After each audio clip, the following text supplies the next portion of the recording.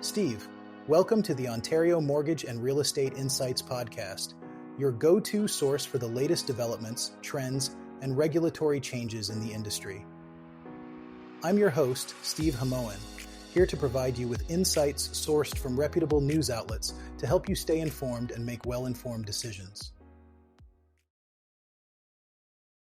Janine, this podcast is brought to you by Real Approved Inc., a trusted mortgage brokerage dedicated to helping Canadians achieve their homeownership dreams.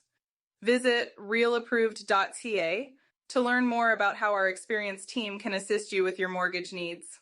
Let's dive into today's episode. Steve, today we're discussing a massive real estate bankruptcy in Ontario that's nearing its end. This case involves over 400 properties across northern Ontario, and it's been a significant event in the real estate sector. The court-appointed monitor, KSV Restructuring, has been overseeing the insolvency process under the company's Creditors Arrangement Act. So far, 321 properties have been sold, with 12 more under active bid. That leaves 74 properties still to be liquidated through open market sales in the coming months.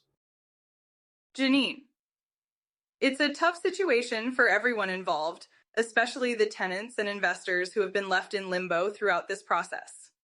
The companies involved defaulted on substantial debts related to residential holdings in several northern Ontario locations, including Timmins, Sault Ste. Marie, and Sudbury. It's heartbreaking to see how mismanagement can affect so many lives.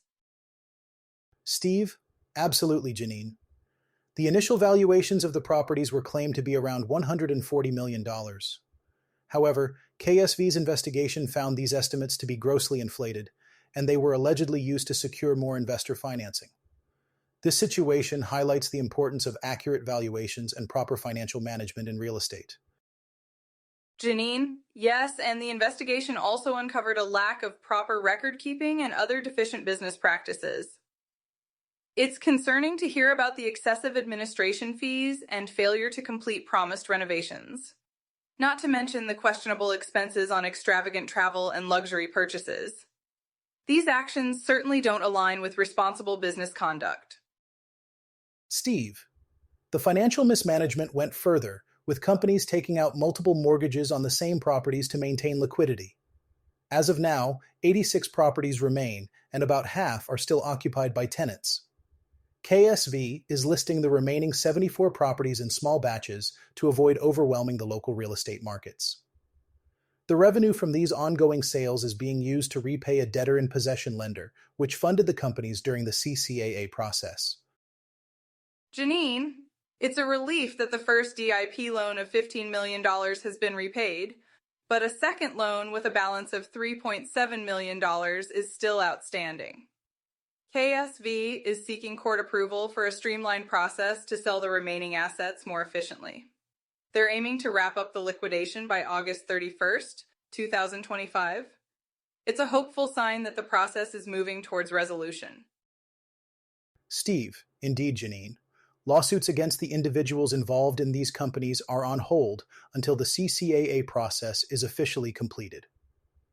This case serves as a reminder of the complexities and risks in real estate investments, emphasizing the need for diligence and integrity in the industry. Steve, let's switch gears and talk about the recent developments with mortgage brokers in Ontario. The Financial Services Regulatory Authority of Ontario has issued fines totaling $100,000 and revoked the license of a Brampton-based mortgage broker company, Mortgage Smart. This is quite a significant action from the regulator. Janine, yes, Steve, it is. The fines were issued due to multiple violations of the lending rules. The principal broker, Kamal Dillon, received two $10,000 administrative penalties. Meanwhile, Ranjit Dillon was fined two $40,000 penalties. It's quite concerning to see these kinds of violations happening in our industry. Steve, the Financial Services Regulatory Authority's investigation found that false information had been provided to them, and there were complaints regarding 6 mortgages where the brokers didn't take reasonable steps to ensure they were suitable for the borrowers. These actions are clear violations of the Mortgage Brokerages, Lenders, and Administrators Act. Janine, it's truly disheartening, Steve. Kamal Dilan failed to ensure that the agents at Mortgage Smart complied with the act.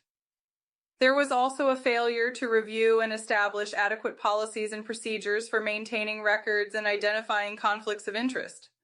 These are basic responsibilities that should never be overlooked by any brokerage. Steve, that's right, Janine. Ranjit Dhillon was fined for not adequately disclosing material risks and conflicts of interest. Additionally, Mortgage Smart did not have sufficient procedures in place for maintaining records and identifying conflicts. The Financial Services Regulatory Authority says these orders were the result of settlements, which shows they're taking a serious stance on enforcing industry regulations. Janine, it's a strong reminder to all of us in the industry about the importance of maintaining ethical standards and transparency with our clients. We must ensure that we're always acting in the best interest of the borrowers, and this case highlights the consequences of failing to do so. Steve, absolutely, Janine. While it's unfortunate to see these violations, it's crucial that the regulatory body holds brokers accountable to maintain trust within the industry. This case serves as a wake-up call for all mortgage professionals to adhere strictly to regulations and safeguard the interests of their clients. Let's dive into the topic of artificial intelligence in mortgage underwriting. It seems like AI is making big strides in the industry, but underwriters aren't being phased out anytime soon. At a recent lender panel, executives discussed how AI is being integrated into processes like pre-approvals and document scanning. However, the consensus is that underwriters still play a crucial role, especially as deals become more complex. That's right, Steve. It's a people business at the core. Andrew Gilmore from CMLS. Financial emphasized that underwriters are here to stay. He explained that AI is being used to eliminate repetitive tasks, allowing underwriters to focus on more complex deal structuring and product development. It's about enhancing efficiency, not replacing human expertise. Exactly, Janine. Gilmore likened the adoption of AI to moving from the horse and buggy to cars, calling it a game changer for the industry. He mentioned that CMLS has been testing full automation for certain deals, but the goal is to redeploy human resources to areas where they're most needed. It's a fascinating shift towards improving service levels and efficiency. It truly is. Devin Adram from TD's Broker Services noted that TD has been investing in AI for years. Their focus has been on improving internal systems and enhancing customer solutions rather than fully automating adjudication. Adram was clear that AI is meant to support underwriters, not replace them. It's a collaborative tool that enhances the advice conversation and customer experience. And that collaboration is crucial. First National is using AI in alternative lending to tackle complex documentation and non-traditional income sources.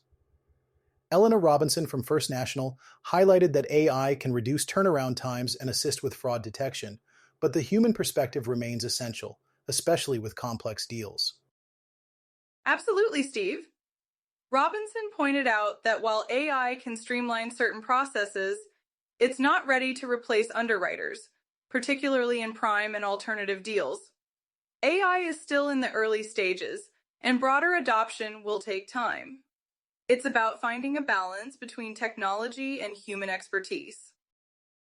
Nick Cipriano from River Rock Mortgage Investment Corporation mentioned that they're using AI for analytics, reporting, and marketing efforts, not for adjudication.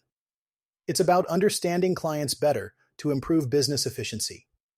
This approach shows how AI can be a powerful tool without diminishing the need for human insight. That's a great point, Steve. The lenders expect AI to bring massive gains in underwriting efficiency, but not at the expense of advice. Gilmore from CMLS highlighted that AI is about augmenting service levels and training staff on solutioning. The human element, especially in providing guidance, is irreplaceable. AI may handle the basics, but the nuanced decisions still require human judgment. Steve, now let's talk about a significant step the Financial Services Regulatory Authority of Ontario has taken to enhance professionalism within the mortgage brokering sector. Janine, The FSRA has introduced new continuing education requirements for all mortgage agents and brokers, and these are set to have a substantial impact on the industry. Janine. That's right, Steve. The new continuing education requirements are divided into two components: conduct continuing education and technical knowledge/professional development, also known as professional continuing education. This initiative is really about raising the bar for professionalism and ensuring that everyone in the industry is up to date with best practices and regulations. Steve, exactly, Janine. The deadline to complete these new requirements is March 31st, 2026, giving agents and brokers a clear timeline to enhance their skills and knowledge.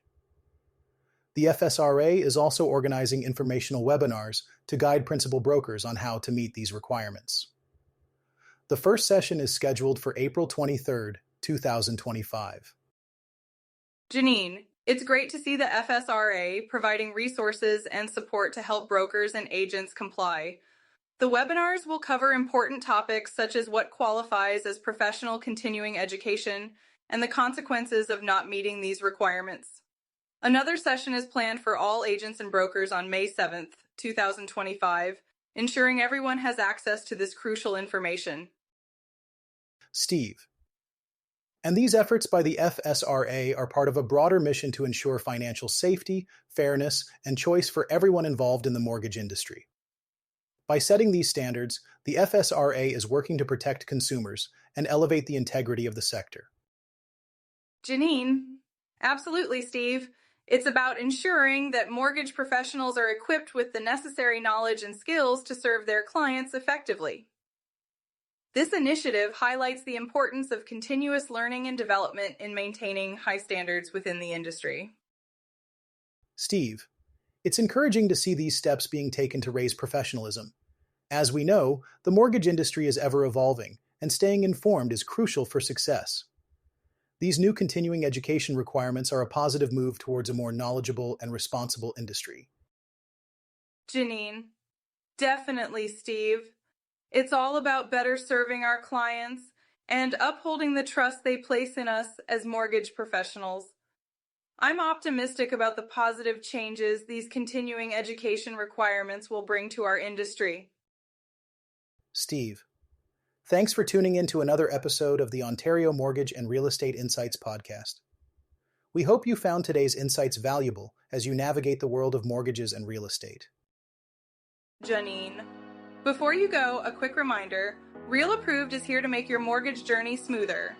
Whether you're buying your first home or refinancing, their experienced team is ready to guide you with personalized support every step of the way.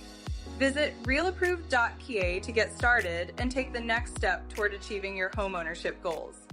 Catch you next time and stay informed with the latest industry insights.